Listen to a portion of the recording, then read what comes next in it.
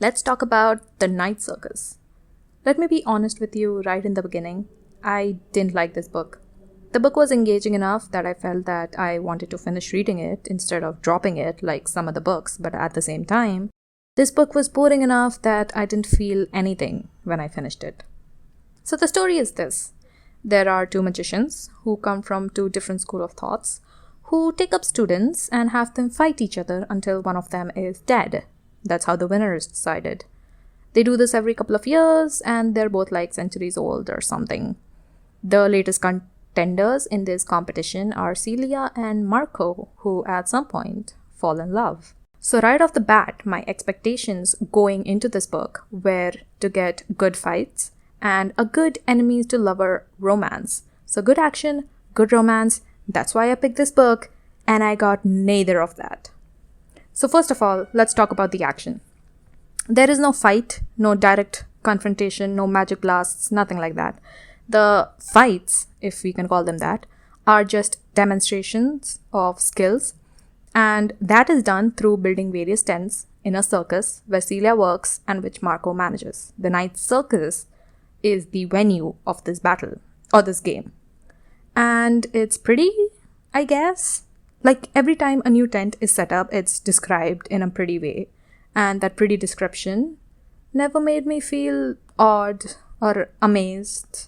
Maybe it's just my poor imagination. Maybe it's the fact that I've never been to a circus. But apparently these magical things were just kind of meh to me. So the action was just bland. Now let's talk about the romance side of it.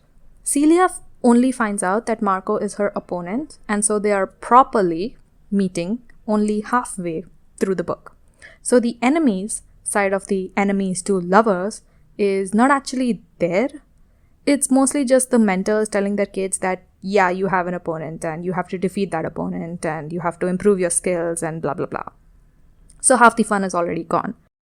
But here's how the romance actually happens. They officially meet at the middle of the book. They have one kind of intimate conversation in the next chapter. And in the chapter right after that, there is a 3-year time gap. And now they are in love. That's it. That's the romance. There's a lot of she finds him good looking, he finds her good looking, and it's a relationship which is written with a lot of good chemistry, but not a lot of good build up. So I was disappointed on that front as well. So the thing here is that the action is bad and the romance is bad, but the book truly is not actually bad, right? I feel like someone else who likes reading long descriptions and who does not care all that much about a romantic build-up might actually genuinely enjoy this book. Also, the author is a pretty good author. The writing is great, the structure of the story is great, there are no glaring plot holes that would make reading inconvenient, and the ending is pretty satisfactory. So the final judgment is simply this. This book is good, but it is simply not my cup of tea. That's all there is to it. That's all for this book, and I'll see you in the next one.